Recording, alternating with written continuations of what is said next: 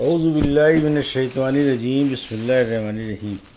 الحمد للہ رب العالمین والصلاة والسلام علی سید المرسلین و خاتم النبیین، اما بعد۔ صحیح بخاری،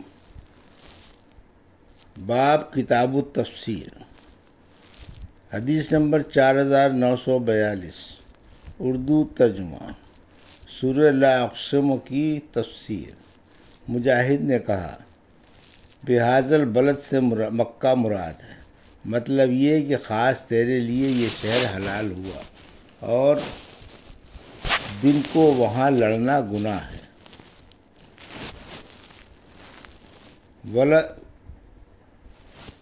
والد سے حضرت آدم و ما ولد سے ان کی اولاد مراد ہے۔ لبدہ بہت سارا، نجدین دو راستے، بھلے اور برے۔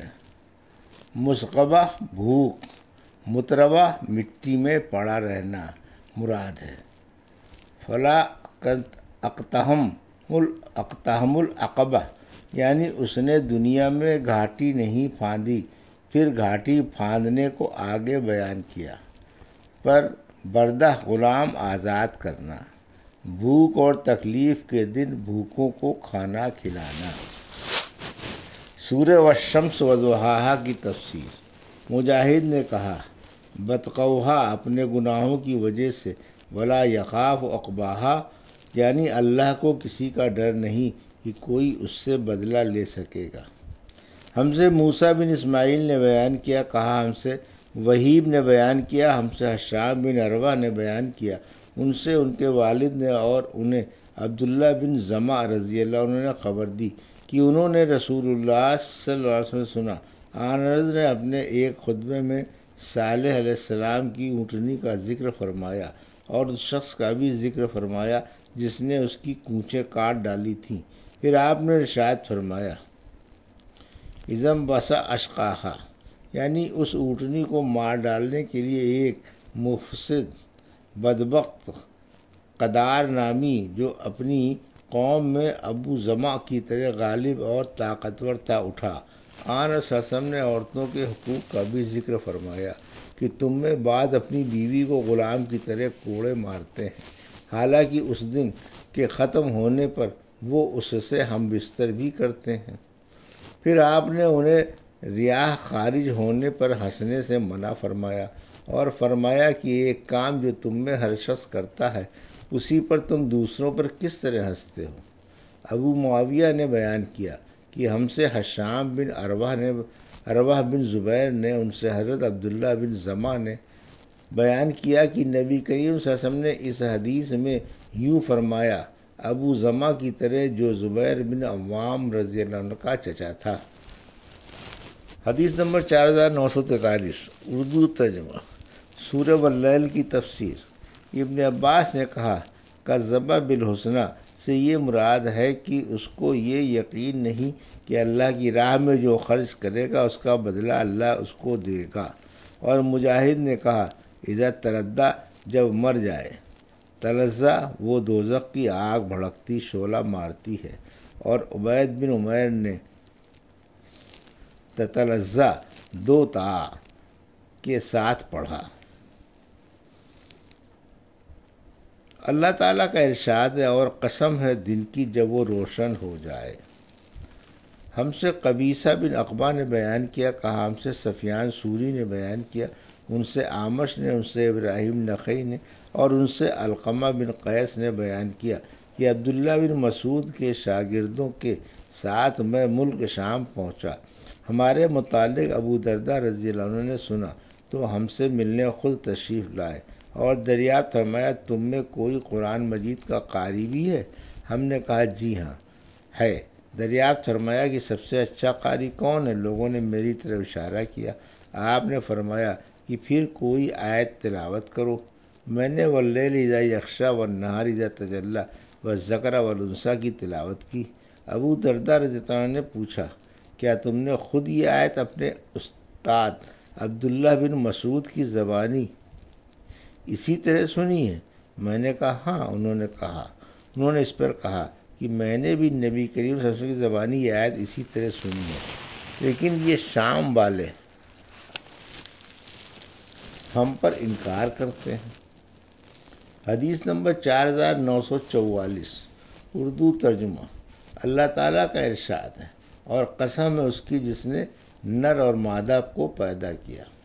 ہم سے عمر بن حفص بن غیاث نے بیان کیا، کہا مجھ سے میرے والد نے کہا، ہم سے اعمش نے، ان سے ابراہیم نخعی نے بیان کیا کہ عبداللہ بن مسعود رضی اللہ عنہ نے کچھ شاگرد ابو درداء رضی اللہ عنہ کے یہاں شام آئے۔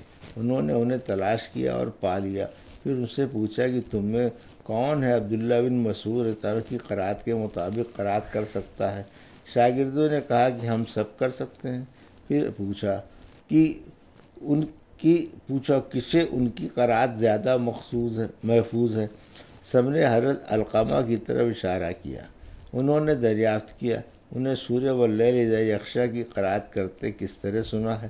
علقمہ نے کہا کہ والذکر والانثی بغیر خلق کے۔ کہا کہ میں گواہی دیتا ہوں کہ میں نے بھی رسول کریم صلی اللہ علیہ وسلم کو اسی طرح قرات کرتے ہوئے سنا ہے، لیکن یہ لوگ یعنی شام والے چاہتے ہیں کہ میں وما خلق الذکر والانثی پڑھوں۔ اللہ کی قسم میں ان کی پیروی نہیں کروں گا۔ حدیث نمبر 4959، اردو ترجمہ۔ اللہ تعالیٰ کا ارشاد ہے، سو جس نے دیا اور اللہ سے ڈرا اور اس نے بھی اچھی باتوں کی تصدیق کی، ہم اس کے لیے نیک کاموں کو آسان کر دیں گے۔ ہم سے ابو نعیم نے بیان کیا، کہا ہم سے سفیان بن عینیہ نے بیان کیا، ان سے اعمش نے، ان سے سعد بن عبیدہ نے، ان سے ابو عبد الرحمن سلمی رحمۃ اللہ علیہ نے، اور ان سے حضرت علی رضی اللہ عنہ نے بیان کیا کہ ہم نبی کریم صلی اللہ علیہ وسلم کے ساتھ بقیع الغرقد مدینہ منورہ کے قبرستان میں ایک جنازے میں تھے۔ آن صلی اللہ علیہ وسلم نے اس موقع پر فرمایا، تم میں کوئی ایسا نہیں جس کا ٹھکانہ جنت یا جہنم میں لکھا نہ جا چکا ہو۔ صحابہ نے عرض کیا، یا رسول اللہ، پھر کیوں نہ ہم اپنی اس تقدیر پر بھروسہ کر لیں؟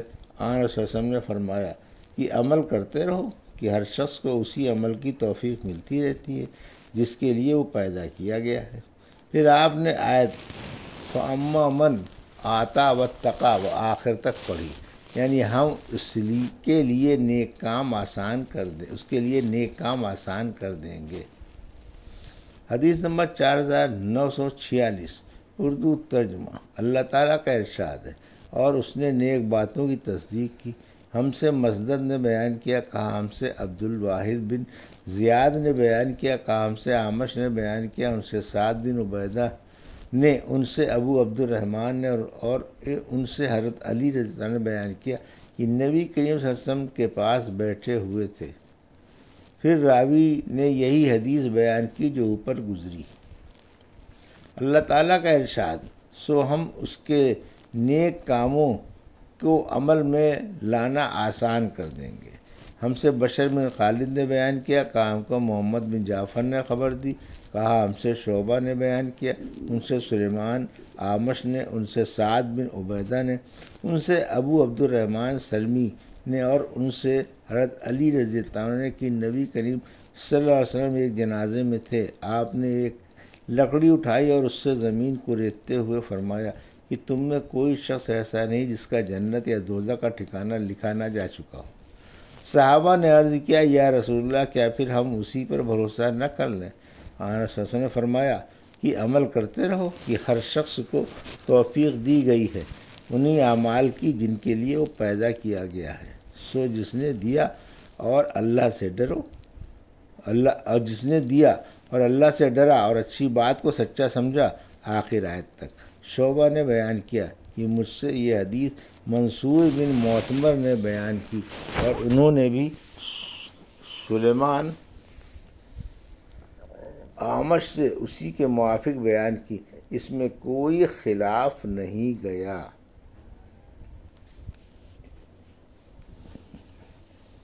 حدیث نمبر 4947، اردو ترجمہ۔ اللہ تعالیٰ کا ارشاد ہے، اور جس نے بخل سے کام لیا اور اپنے آپ کو رب کے سے بے نیاز ہو گیا۔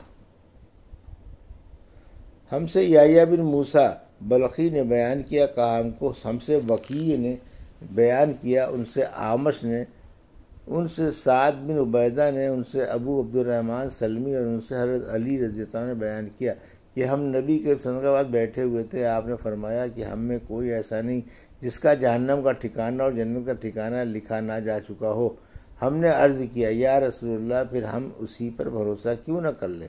فرمایا نہیں، عمل کرتے رہو کیونکہ ہر شخص کو آسانی دی گئی ہے۔ اور اس کے بعد آپ نے اس آیت کی تلاوت کی، فَأَمَّا مَنْ آذَى وَاتَّقَى، اللہ یہ کہ یعنی جس نے دیا اور اللہ سے ڈرا اور اچھی بات کو سچا سمجھا، اس کے لیے راحت کی چیز آسان کر دیں گے۔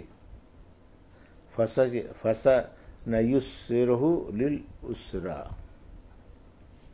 یہ تھی صحیح بخاری باب کتاب التفسیر کی حدیث نمبر 4942 سے 4947 کا اردو ترجمہ جو ابھی آپ نے سماعت فرمایا۔ اللہ سے دعا ہے کہ اللہ میں حدیثوں کی صحیح سمجھ عطا فرما اور ان پر عمل کرنے کی توفیق عطا فرما، آمین یا رب العالمین۔